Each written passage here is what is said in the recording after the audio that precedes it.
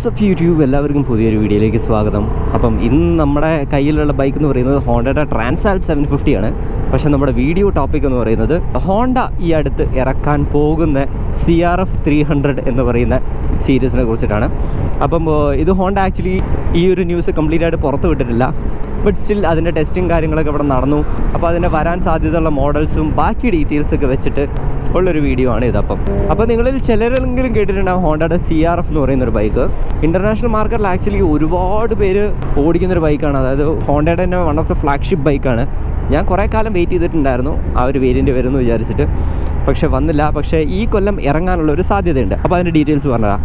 അപ്പോൾ ഈ ഹോണ്ടയുടെ CRF 300 എന്ന് പറയുന്നത് നമ്മുടെ CB 300 ഒക്കെ ഇല്ലേ, അതിൻ്റെ അതേ സീരീസാണ്. അപ്പം ഇൻ്റർനാഷണൽ മാർക്കറ്റിന് അതിനെ ഹോണ്ടയുടെ CBR 300 സീരീസിലുള്ള എഞ്ചിനാണെന്നാണ് പറയുന്നത്.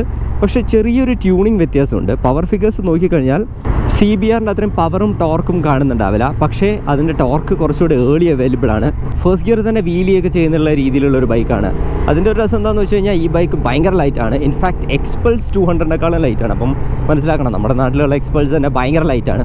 അതിൻ്റെ കൂടെ എക്സ്പൾസിനെക്കാളും ലൈറ്റർ എന്ന് പറഞ്ഞാൽ എങ്ങനെ ഉണ്ടാവും? അപ്പോൾ ഡെഫിനറ്റ്ലി ആ ഒരു 300cc സെഗ്മെൻറ്റിന് ഒന്ന് പിടിച്ച് കുലുക്കാൻ തന്നെയാണ് വരുന്നത്. പിടിച്ച് കുലുക്കില്ലെന്ന് എനിക്കറിയില്ല, കാരണം പ്രൈസാണ്. അതിനെക്കുറിച്ച് നമുക്ക് ഡിസ്കസ് ചെയ്യാം. അപ്പോൾ വണ്ടി ഇൻ ജനറൽ കേടറത്തോളം ഭയങ്കര ലൈറ്റാണ്. അത് മാത്രമല്ല, അത് ഇന്ത്യയിൽ ഓടിച്ച ആൾക്കാരുടെ അടുത്ത് ഞാൻ സംസാരിച്ചു, ഭയങ്കര ക്വാളിറ്റി ഫീൽ ചെയ്യുന്ന ഒരു ബൈക്കാണ്. ഞാൻ ഈ പറഞ്ഞ പോലെ തന്നെ എഞ്ചിൻ നല്ല പവർഫുള്ളായിട്ട് ഫീൽ ചെയ്യും. അപ്പം എഞ്ചിൻ ഓൺ റോഡ് വരുന്ന ഒരു സമയത്ത് അതിൻ്റെ ടോപ്പ് സ്പീഡൊക്കെ കാണുന്നത് ഒരു 125 to 130 km/h ആണ് അതിൻ്റെ സ്പീഡൊക്കെ കാണുന്നത്. പക്ഷേ ഓഫ് റോഡ് വരുന്ന ഒരു സമയത്താണ് അതിൻ്റെ ഒരു അഡ്വാൻറ്റേജ് കാണുന്നത്. അപ്പോൾ ഒരു ഡുവൽ പർപ്പസ് ബൈക്കാണ് ശരിക്കും പറഞ്ഞാൽ.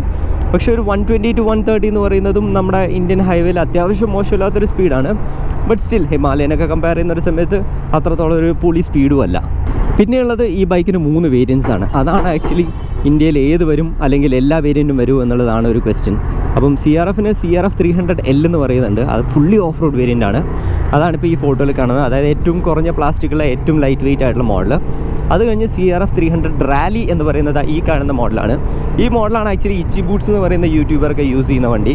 അപ്പോൾ ഇതൊരു ഡുവൽ പർപ്പസ് വണ്ടിയാണ് ശരിക്കും പറഞ്ഞാൽ. അതായത് ഓഫ് റോഡിനും ഇറക്കാം, റോഡിലും പർപ്പസ് നല്ലതായിരിക്കും, കാരണം അതിന് ടോളർ വിൻസ്ക്രീനൊക്കെ ഉണ്ട്. അപ്പം ഒരു ബാലൻസ്ഡ് ആയിട്ടുള്ളൊരു ബൈക്കാണ്. പിന്നെയുള്ളത് സഹാര എന്ന് പറയുന്നതാണ്. സഹാരയും മോശമില്ല, കാരണം റോഡിന് മാത്രമാണ്. പക്ഷേ റോഡിന് മാത്രം വരുന്നൊരു സമയത്ത് ഈ പറഞ്ഞ 125 to 130 ടോപ്പ് സ്പീഡ് എന്ന് പറയുന്നത് അത്രത്തോളം എന്താ പറയുക, ഒരു ഫേവറിങ് ആയിട്ടുള്ള ഒരു ടോപ്പ് സ്പീഡായിട്ട് എനിക്ക് തോന്നുന്നില്ല. അതുകൊണ്ട് തന്നെ സഹാര എന്ന് പറയുന്നത് നമ്മുടെ ഒരു റോഡിന്, നമ്മുടെ ഒരു ഇന്ത്യൻ കണ്ടീഷൻ അതിഭീകരക്കിടിലം ബൈക്ക് എന്നൊന്നും എനിക്ക് തോന്നുന്നില്ല.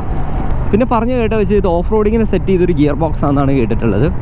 പിന്നെ അത് മാത്രമല്ല, ഈ ബൈക്ക് ഭയങ്കര ലൈറ്റ് വെയ്റ്റുമാണ്, ടോളറുമാണ്. അപ്പോൾ 885 അങ്ങനെ എന്താണ് സീറ്റ് ഹൈറ്റ്. അപ്പോൾ 885 എന്ന് വെച്ച് കഴിഞ്ഞാൽ സെർട്ടൺലി ഭയങ്കര ടോളായിരിക്കും. പക്ഷേ ഞാനും ഈ ഒരു ബൈക്കിന് ലുക്ക് ഫോർവേഡ് ചെയ്യുന്നത്, അതായത് എൻ്റെ ഹൈറ്റും വെച്ച് ഞാൻ ലുക്ക് ഫോർവേഡ് ചെയ്യാനുള്ള ഒരു കാരണം എന്താണെന്ന് വെച്ച് കഴിഞ്ഞാൽ ഈ 885 എന്ന് പറയുന്നത് വലിയൊരു സീറ്റ് ഹൈറ്റ് ആണെങ്കിലും അതൊരു ഡീൽ ബ്രേക്കർ ആവാനുള്ള സാധ്യത, ബിക്കോസ് ഓഫ് 2 കാര്യങ്ങൾ. അതെന്താണെന്ന് വെച്ച് കഴിഞ്ഞാൽ, ഒന്ന് വണ്ടി ലൈറ്ററാണ്. പിന്നെ എല്ലാവരും ആ വണ്ടി ഓടിച്ചവർ പറഞ്ഞതെന്ന് വെച്ച് കഴിഞ്ഞാൽ വണ്ടിയുടെ മുകളിൽ കയറിയിരിക്കുമ്പോൾ സസ്പെൻഷൻ ഒന്ന് താഴും. അത് ആക്ച്വലി ഹോണ്ടയുടെ ഒരു ടിപ്പിക്കൽ സ്വഭാവമാണ്. ഈ ബൈക്കിനുണ്ട്, ട്രാൻസാൽപ്പിനുണ്ട്. ഇതും 850 സംതിങ് ആണ് ഇതിൻ്റെ സീറ്റ് ഹൈറ്റ് എന്ന് പറയുന്നത്. ഇതിലും കയറിയിരിക്കുന്ന ഒരു സമയത്ത് ഒന്ന് താഴത്തേക്ക് ഇറങ്ങുന്ന രീതിയിലുള്ളൊരു ആ ഒരു ക്യാരക്ടർ നമ്മൾ കാണുന്നുണ്ട്. അപ്പം ഇവൻ തോ ടോൾ ബൈക്ക് ആണെങ്കിലും ഷോർട്ടായിട്ടുള്ള ആൾക്കാർക്ക് അത്ര ബുദ്ധിമുട്ടുണ്ടാവില്ല ഓടിക്കാൻ. പിന്നെ വേറെ കിട വണ്ടിയുടെ ഒരു നെഗറ്റീവ് എന്ന് പറയുന്നത്, ആ വണ്ടിക്ക് ആ കൂടെ 7.8 ലിറ്ററാണ് അതിൻ്റെ ടാങ്ക് എന്ന് പറയുന്നത്. അപ്പം 300Lൻ്റെ കാര്യമാണ് പറഞ്ഞത്. അപ്പോൾ 300Lൻ്റെ 7.8 എന്ന് പറഞ്ഞു കഴിഞ്ഞാൽ നമുക്കിപ്പോൾ മാക്സിമം ഒരു മൈലേജ് 30 കൂട്ടിയാൽ തന്നെ നമുക്കൊരു 200 ആണ് ഒരു ടാങ്ക് റേഞ്ച് എന്ന് പറയുന്നത്. അപ്പോൾ ടാങ്ക് റേഞ്ച് വളരെ കുറവായിട്ടുള്ളൊരു വണ്ടിയാണ്. Of course off road bikes അങ്ങനെയാണ്. ജനറലി ഒരുപാട് ഫ്യൂൽ എടുത്തിട്ടല്ല നമ്മൾ ഓഫ് റോഡ് ചെയ്യാറ്, കാരണം ആ ഫ്യൂൽ അതിനകത്ത് ഇരിക്കുന്നൊരു സമയത്ത് അതിൻ്റെ ഒരു ഡൈനമിക്സും കൂടെ കാൽക്കുലേറ്റ് ചെയ്തിട്ടാണ് വണ്ടി ഉണ്ടാക്കാറ്. അപ്പോൾ അങ്ങനെ നോക്കുന്നൊരു സമയത്ത് ഈ ടാങ്ക് റേഞ്ച് ഭയങ്കര കുറഞ്ഞ ഒരു വണ്ടി ആവാനുള്ള സാധ്യതയുണ്ട്. ഇനിയിപ്പം ഇതിൻ്റെ പ്രൈസിങ് എത്ര ഉണ്ടെന്ന് ചോദിച്ചു കഴിഞ്ഞാൽ അതിനെക്കുറിച്ച് എനിക്ക് വലിയ ധാരണയില്ല. പക്ഷേ എൻ്റെ ഒരു കണക്ക് കൂട്ടലിൽ ഇതൊരു 4 lakh ആ റേഞ്ചിലേക്ക് ആയിരിക്കും വരുന്നുണ്ടാവുക. അപ്പോൾ നിങ്ങൾക്കിപ്പോൾ ചോദിക്കാം, 4 lakh എന്നൊക്കെ പറയുന്നത് ഭയങ്കര എക്സ്പെൻസീവ് അല്ല ഒരു 300cc എന്നൊക്കെ. അപ്പം ഇതിൻ്റെ ഒരു സൈക്കോളജി ഞാൻ പറഞ്ഞുതരാം. പിന്നെ ഒരു കാര്യമേ പറയാം, ഈ ഒരു വീഡിയോ ഹോണ്ട ചെയ്യാൻ എന്നോട് പറഞ്ഞിട്ടുമില്ല, ഒന്നുമില്ല. പക്ഷേ ഞാൻ ഭയങ്കരമായിട്ട് ലുക്ക് ഫോർവേഡ് ചെയ്ത് ഭയങ്കര ആഗ്രഹിച്ചൊരു ബൈക്കാണ് ഈ ഒരു CRF എന്നുള്ളത്. അപ്പം ഇത് വരുന്നതിന് മുന്നേ എൻ്റെ കുറച്ച് തോട്ട്സാണ് ഞാൻ ഷെയർ ചെയ്യുന്നത്. ഇതിലെന്തെങ്കിലും പ്രൂഫ് ഉണ്ടോ എന്ന് ചോദിച്ചു കഴിഞ്ഞാൽ ഹോണ്ടയുടെ പ്രീവിയസ് സെല്ലിംഗ് ഹിസ്റ്ററിയും കാര്യങ്ങളൊക്കെ നോക്കിയിട്ടാണ് ഞാൻ ഈ ഒരു തിയറിയിൽ എത്തിയിട്ടുള്ളത്.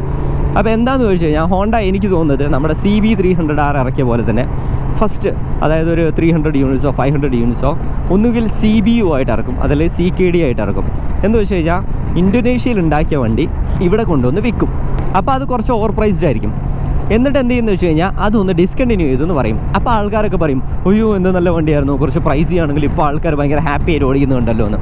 ആ ഒരു സമയത്ത് ഹോണ്ട ടാക്ടിക്കലായിട്ട് വന്നിട്ട് പറയും, ദേ ഞങ്ങൾ ഇന്ത്യൻ മെയ്ഡ് CRF ഇറക്കുന്നു എന്ന്. എന്നിട്ട് അവർ അതേ കോസ്റ്റിന് ഇന്ത്യൻ മെയ്ഡ് CRF പുറത്തിറക്കും.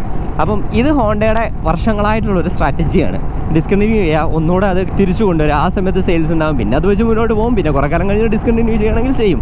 അപ്പം പൊതുവേ ഇതാണ് ഹോണ്ടയുടെ ഒരു മാർക്കറ്റിംഗ് സ്ട്രാറ്റജി എന്ന് പറയുന്നത്.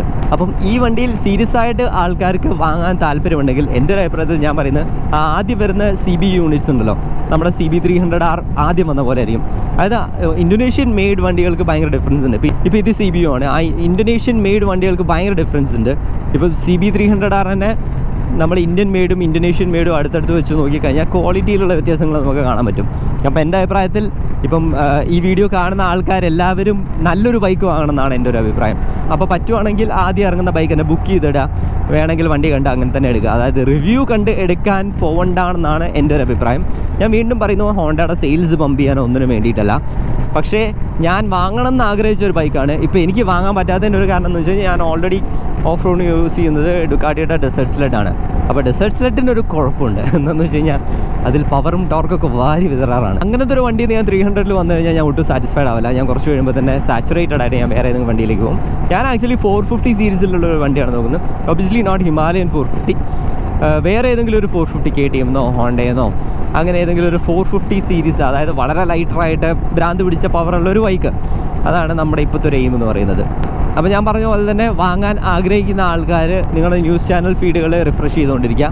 ഇൻ കേസ് ഇത് വന്നു കഴിഞ്ഞാൽ ആദ്യം തന്നെ വാങ്ങുന്നത് തന്നെ ആയിരിക്കും നല്ലൊരു തോട്ട് എന്നാണ് എൻ്റെ ഒരു അഭിപ്രായം. കാരണം ഇതൊരു പ്രൂവ്ഡ് എഞ്ചിനാണ്, ഒരുപാട് കാലമായിട്ട് ഇൻ്റർനാഷണൽ മാർക്കറ്റിലുള്ളതാണ്.